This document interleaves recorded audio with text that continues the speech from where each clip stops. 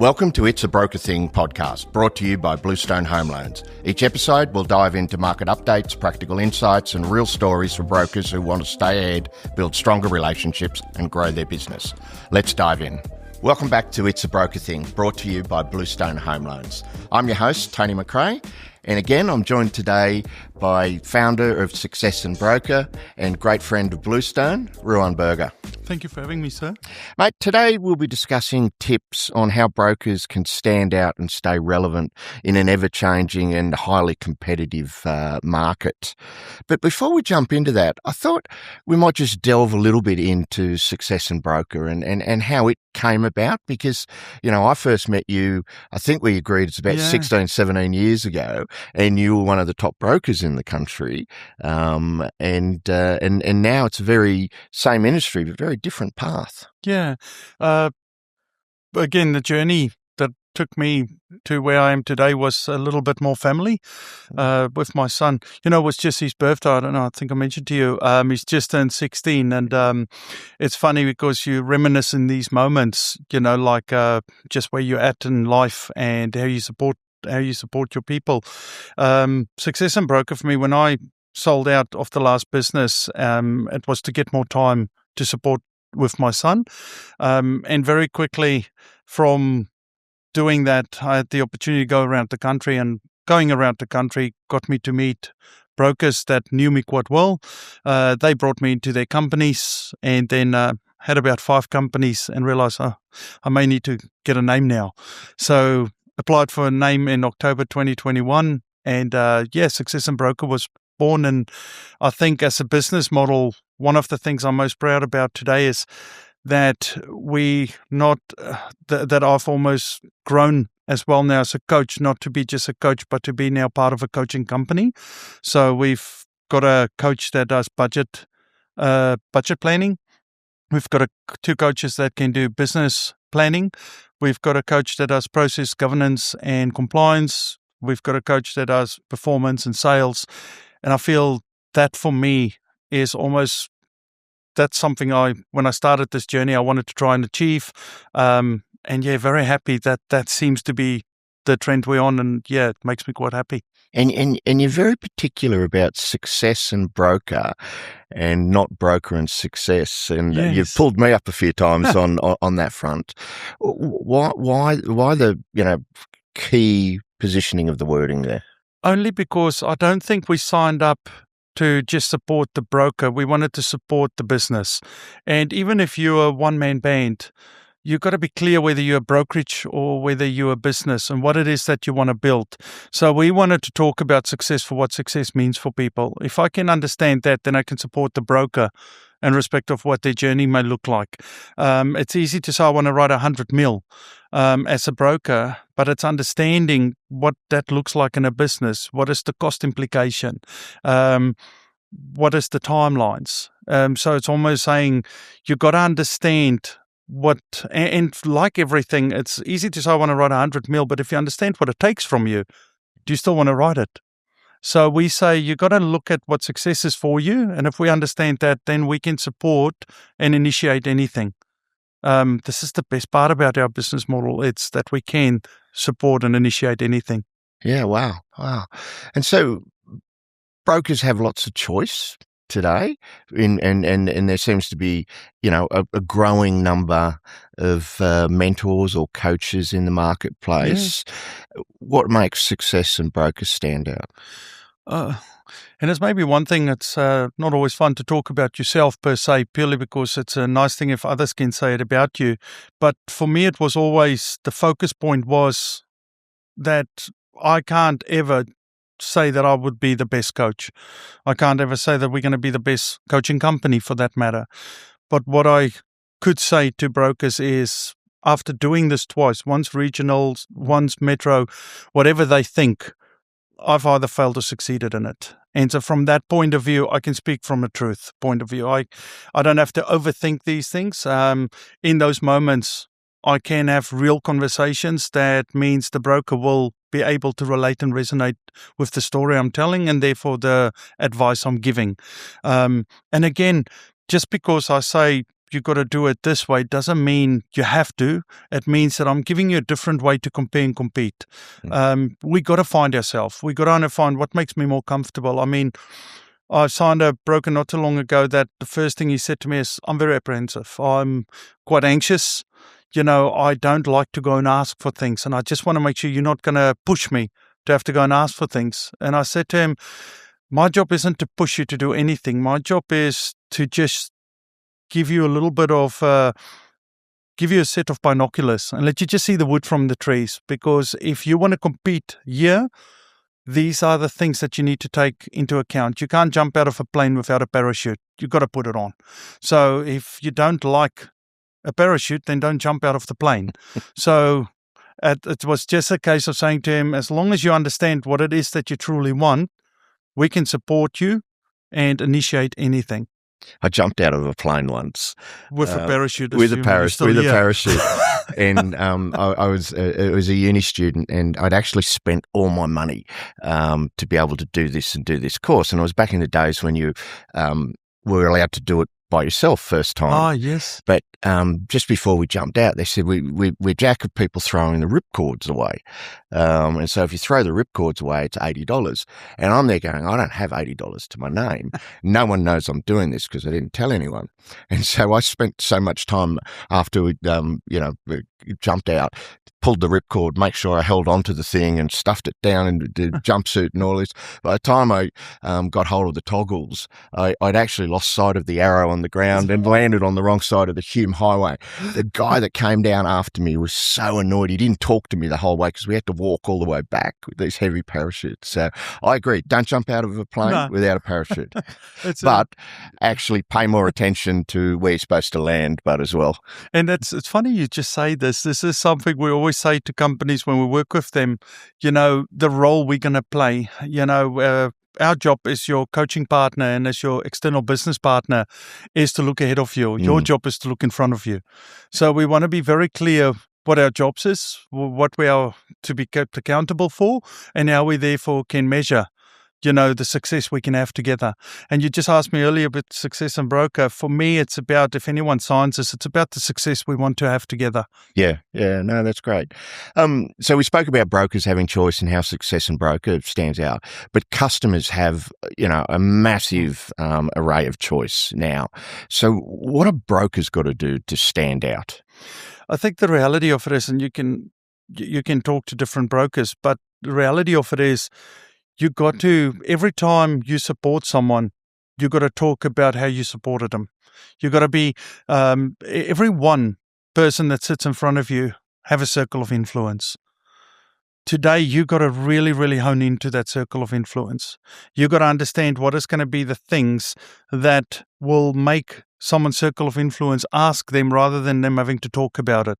Because in every one business, you've got prospectors and you've got supporters.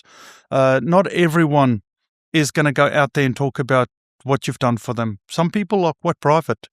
They're quite keen to keep it to themselves, and that doesn't mean they're not coming back to you. It just means they're not telling everyone. So you got to start asking better questions. Today's broker, for me, is going to be about who's asking the best questions. If I was to sit with you and I'm going to take you on a bit of a journey and I go, our business is built through outlines selling our services, not just referring us. I'm already setting a certain tone with you in respect of what may be an expectation in future. Now, I got to pay attention to your behavior. I got to pay attention to, if you go, yeah, it makes sense. Well, I already know you're the type of person that will talk about us if I present good service. So I think today's broker is got to be able to hone in better. You can't just help the transaction anymore. You can't just because you've helped them doesn't make them your client. You got to start. If I was broker today, I'll be very big on selling aftercare. The transaction is important and it is expected, but there's the thing, it is expected. The thing currently that people don't understand is what aftercare looks like, because I just think there's a lot of brokers that don't tell them. And now the broker is going to call them and ask him, how's your loan going? I'm going to do a rate review. I'm going to do this. Did they expect you to call? I hear brokers saying to me, people just don't call back. Did they expect you to call? Mm. So for today's broker, you got to not worry about the transaction. You got to worry about the tenure. If you want a client to be with you for the next 2 years, sell 2 years. Mm. Tell them the story. Show them the journey. There's a reason people went to Uber from taxis, because the cab tells them it's going to be 5 minutes, or tell them it's soon. What does soon mean? The Uber driver shows them, this is how long it's going to take. I can see it. So people buy into now what they can understand. We've got to make them understand it. Yeah, I've heard you talk before about be really clear, set expectations, and I agree on the transaction piece. I'm a true believer that the transaction will, at a point in time, whether it be just through automation, whether it be through AI, will start to shrink and it'll become less relevant. And so the way you deliver for the customer before and after that transaction will become more and more important in the future. Agreed. And if you think of aftercare, because people say to me, yeah, but you can get systems that does it. I don't disagree with that. But why wouldn't you pick up the phone? Why wouldn't you try and understand where are they today? Where have they been yesterday? What is the protocol? Is someone buying this house because it's an asset to them, or they're buying it because it's a vehicle to them? Have you asked? If you haven't asked, what service proposition are you putting in front of them? So I think we need to make sure people understand what it is that they want, and who better to guide them than a broker. And I think having those communities as well to be able to point customers in the right direction beyond, again, just the pure home loan that brings that longevity of relationship. And, I remember when I bought in Sydney for the first time, I bought a 100-year-old house and needed to, as you will with a 100-year-old house, find a plumber and an electrician really damn quick. And it was near to the area. And thankfully I had some support. And my business stuck with the people that provided that support for me.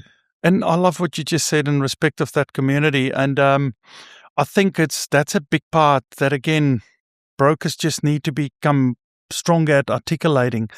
Who is your service providers? Who is those people that forms part of your service proposition? Does every client that deal with you, or every prospect that deal with you, do they know who it is? Because that's almost making you more. That's empowering your offer for all intents and purpose. That's enabling your client quicker turnarounds. I mean, if I was to say to you, you got to do this, but rather than you worrying about it, I can assist you with that. I mean, straight away, that's just conveniently, I'm going to go, oh, thank you. I appreciate that. So I think we as a broker, we're so good at supporting the client and doing work for the client. We're not always so good at making them understand what the work is we've done. What is the cost to the work we're doing? I mean, one of our companies, they're very clear telling a client it's about $1,300. That's what it cost us to support you with writing this loan. I think it's brilliant. I say every broker should do that. Well, because there is a cost of doing it. I mean, the staff that we have in our businesses isn't free. Your hours shouldn't be free. I'm one of my pet hates is where someone go, my service is free. Well, it shouldn't be. It doesn't make sense to me why it should be. I mean, no one else services is free. Why should ours be free? So the reality of it is, yes, we're going to get paid for the service proposition, but that doesn't make it free. Let there be a value to the service that you give. Let there be a reason why the service you give is at a certain standard, and an expectation is therefore measured. If I'm doing the right things by you, why can't I ask you to refer me or sell my services to someone else? And I think that's key is don't be afraid to ask for the referral. Don't be afraid to ask the question, did I do everything I said I was going to do? And if I did, please refer someone on. And I get that not for everyone that comes natural. That I respect. But there's certain things you can do to help you almost make it easier or make it better, if you like. I mean, if I wasn't one that are comfortable to ask, if I was to get a Google review from a client, I mean, they just told me straight away, just there, they've made sure that I understand. They'll tell the world about what I do and why I do it. I've had a broker phone me the other day and said to me, listen, I do gifts, but I don't know if they work. And I said, well, I can tell you now the gifts work. What I just need to figure out is how do you do it? So, and that's why I say, so sometimes the way we assess things, we may think it doesn't work, but the reality is depends on how it works. So not respect of how you assess it. So if you think a little bit like they send it, so in this case, they were sending it to the client's home address. And I said, well, if they get it at their home, if they like it, how many people have seen it? And they said, well, they've seen it. It was for them. I said, send it to their workplace. Oh, yeah, but what if they don't want to open it there? They don't have to. But if they did. So there's certain things where you don't assume anything. Don't think you know what they're going to do. Use the model that allows that to happen. If it doesn't happen, no harm, no foul. You still gave them a gift. And now it's a point of when do you give the gift? Do you give it at settlement? Do you give it at formal approval? In my opinion, give it at approval. Why? It's the happiest time. At settlement, what are you doing? You're saying, thank you. So they get it at work, they open it. Person goes, who's that from? Oh, it's from my broker. He's just saying thank you for doing finance through them. That's the story. That's the message. Yeah. Send it at approval. It's from my broker. I just got my loan approved through them. Two very different stories, same principle. So you just got to figure out what story do you want to be told and what story are you telling. Yeah, and I love that idea of to the office as the home and pre-approval. You send it to the home at settlement. You know, I don't know about you, but there's so much rubbish in the place. The last thing you want to see is as much as you appreciate it, but it's just another piece of stuff you need to find a home for. Yeah. But in the office, and if co-workers see that, you know, the obvious next question is, well, that's wonderful. Who is that? Did my broker give me a gift? It's the first thing someone says. And I think the reality of it is you've got to be very conscious about the gifts you choose. You know, everything tells a story. So let yours tell a story too. If you're going to spend the money, make it count. So it's, for me, it's, you know, someone said to me the other day, you know, I'm just going to send flowers. I said, okay, but how do you feel when you just get flowers? Does it make you how does it make you feel? And he said, oh, I don't know. I haven't had flowers for a while. I said, well, just think about what you send to them and think about the time it takes. I mean, I've got one client asked me the other day about a gift for if it goes to a workplace. I said, well, you can do a table clock. You get such cool ones now. And I guarantee if you did it, they'll keep it. It will stay in the office. It's one of those funny things. So there's so many different things you can think about. I did have one broker say to me, everyone works from home now, so that doesn't work. And I'm like, I don't think so. I still think a lot of people work in the offices, but if that is the case, ask the question.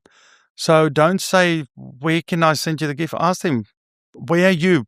Most time I'm at work. Good. Tick. I already know where I'm going to send that gift. Yeah. So markets are evolving, technology, AI. How do brokers evolve what they do, their brand, but retain the essence of who they are? I think for me, there's two parts to it. It depends in respect of your tenure as a broker. If you look at a broker that have been doing it for the last 20 years, I think it's quite self-fulfilling.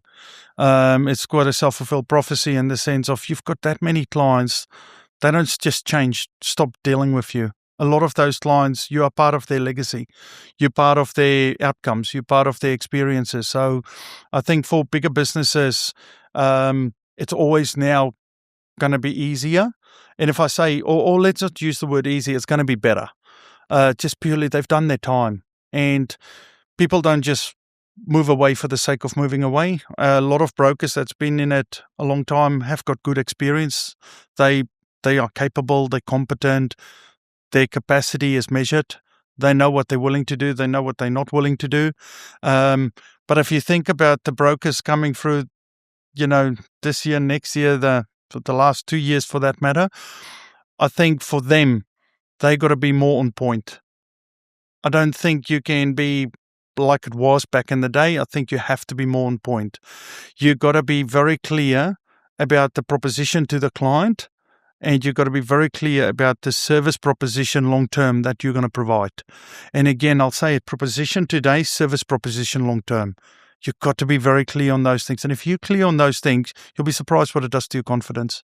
Is it harder starting out as a broker today than what it was 15, 20 years ago? I would like to think so. 15 years ago, we sold against banks. I don't think that was the hard thing because we had choice, we had convenience. And as we know, clients are influenced by convenience. So that was in our favor. Today, it's broker versus broker. And if you're not calling them, another broker is calling them. So almost to a certain extent, you've got to have some type of system of making sure that, one, you talk to your clients, and secondly, you keep engaging with your clients. I do think if you ask me one thing today is that we are currently led a lot as a broker where we need to take the reins back and get back into what makes client experiences better, which is education. How do I educate you in such a way that you feel compelled to want to use my services? At the end of the day, it's not just about what I'm going to do for you today, but it's the top of things I'm going to share with you that should be important to you. It's the way that I'm going to lead you. I used to say, and I say it now to brokers too, don't go into it to try and win the business. Go into it to try and support the client. So whether that means they sign your services, not say certain things that they know you're not fighting for their business, you are presenting to them what you have to offer. Imagine me sitting today with you and go, Tony, this is what we're going to do. I'm going to show you what you can and can't do. After this, I'm going to show you what lenders may be best situated. With that things in mind and showing you what could be the next steps. If you find value in it, then you can make a decision whether you want to use my services. No harm, no foul if I'm not the right fit for you. But again, we build long-lasting relationships, and we want to make sure that's the top of service you're after. Yeah, you bring up a good point there. That 15, 20 years ago, the competition was the banks, and brokers were the challenger brand. Now brokers are 77, knocking on the door of 80% market share. They are the main game in town. Is there a risk of, as an industry, we, as becoming the main game, make the mistakes that banks did and slip from challenger to arrogance and incumbent? And how do we avoid it? Yeah, I don't think there's a risk. I think if you think most of us, we SMEs, we business owners, and even if I'm a business owner and people that work for me, it's small enough, I'm nimble enough, I'm direct enough to influence certain behaviors. We're not corporatized. So the reality is we're still people and we're going to deal with people. So I think if anything, we have a real reason for why people still want to talk to us. Every person that talks to me doesn't have a number, they have a name, and I treat them accordingly. And I think for that reason, we're in quite good stead. However, we got to understand that people's expectations change. What people see as value today becomes an expectation tomorrow. So for that reason, I'm going to have to be open-minded in how I stay ahead of the wave so that at the end of the day, it is still my choice and I'm not forced to make a choice. And I think we've got to continue to keep evolving and lifting our standards, because I think that's where, some of the incumbents of the past, had that, we're happy to just be at a certain level, but that's not good enough anymore. You continue to need to grow and evolve. And, we talk about in our business, the biggest enemy we have is plateauing. And you coach, you talk, spend a lot of time with brokers. What do you see? What are the habits that differentiate those that thrive as opposed to those that plateau and then ultimately go backwards? Again, it's not that I think someone plateaus on purpose. I think the reality of it is time. There's so much that comes into play, circumstantial, etc. What I think is the thing that I look at when I'm looking at companies we sign to coach is first and foremost, are they good humans? Because if they're good human, they do things for the right reason. And I'm not saying anyone is perfect, but 80-20 rule. If 80% of the time you're doing things for the right reason, that's a good start. And then I'm looking at them and I try and assess them on this and go, how open are you to adjust and to pivot? Because I want you to adjust and pivot on process, but I wanted you to stay strong on your structure. So structure saves you, process makes you. So I'm saying, at the end of the day, your process, I'm not a fan of the word process per se. I'm a fan of the word progress. I want to say to you that the day you don't ask a client for feedback is the day that the feedback will forego you. So if I ask clients for feedback, I'm not trying to figure out if I'm having the perfect process. I'm trying to figure out what am I doing that I don't have to do. Because for the same token, if I had 10 clients and I was doing one thing and I phone all 10 clients and say, hey, I know we've done that for you. Did that make it any better? Did that appraise to value? Oh, not really. What was the thing that said, I love that? So if 8 out of 10 say to me, didn't really make a difference to me, then is it worth doing for the 2 people? And now if I'm having 100 clients, now we're talking about 80 people. So time at the end of the day is a commodity. And for that reason, we do have to measure it. And if we don't measure it, how the hell are we managing it? Yeah. So what would be building a brokerage from scratch today? A couple of habits that you would do to not build your business for today, but build your business for the next 3 to 5 years. Yeah. So starters, the diary. Too many people go to me, I do it here, I do it there. Well, the problem just is then you're building it for today, you're not building it for tomorrow. You got to get structurally sound in why you're doing something. I want you to show up today knowing why you're showing up. It's almost like practicing for something and then match day.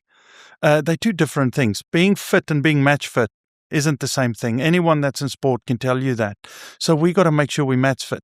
So from that point of view is what days are you going to show up that you're going to do certain things? Who is the BDMs that you already talk to and say, listen, I'm sitting with people. There's every chance I'm going to have to give you a call today to run through this. Are you going to be free?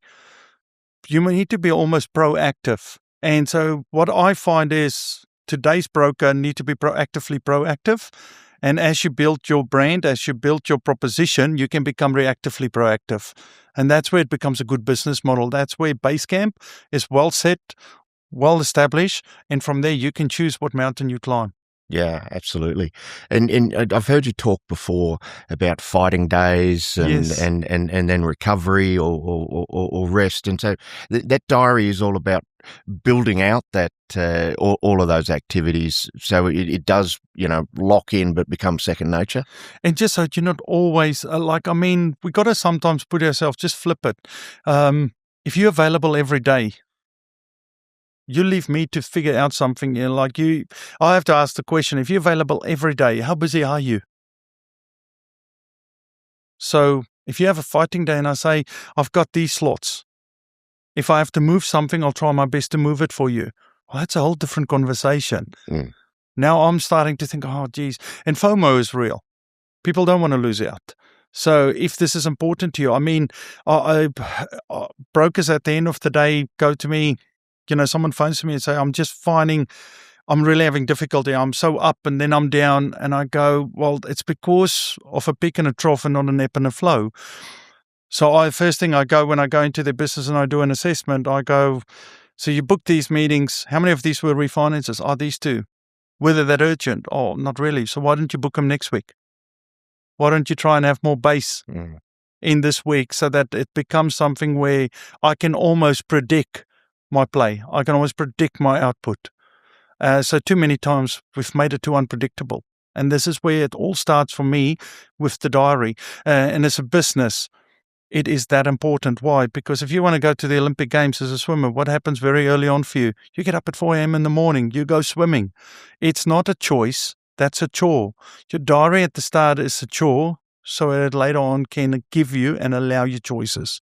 And it's about being in control and proactive as opposed to just reacting to what's presented in front of you.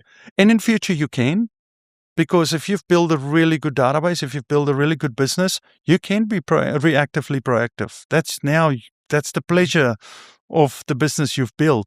But at the early days, you can't. You have to make sure that you do certain things. Imagine having a BDM slot on a Thursday morning at 10 and going, I'm going to phone three BDMs every Thursday at 10 a.m. And I'm going to ask them, tell me what you're currently doing, what's hot, what's not. Now imagine when I wasn't busy enough, I've just phoned the Bluestone BDM, which, by the way, doesn't know me. And I'm phoning you in 3 weeks again. By the way, now you do know me. And in 2 weeks, I'm phoning you with a scenario. How is this already working for relationships? Yeah, absolutely. I think it's some really good tools and tips there. And as always, it's a pleasure having you on. I thank you again for sharing your insights. But unfortunately, again, we've run out a little bit of time. But thanks for joining us again. It's better than Minka's Minute, brother.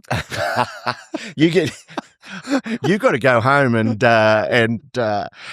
face up to that. I like Mika's Minute, but thank you for tuning in, and please subscribe. Join the Bluestone community to get more updates and insights, and we'll see you on the next episode. That's a wrap of this episode of It's a Broker Thing, brought to you by Bluestone Home Loans. We love sharing ideas that help you stay ahead, because backing brokers, well, it's a Bluestone thing. Hit subscribe and join us next time for more insights and stories that keep you in the know. This podcast is for general education only and isn't financial, legal or tax advice. Guest views are their own. Bluestone accepts no liability for errors or how you use this information.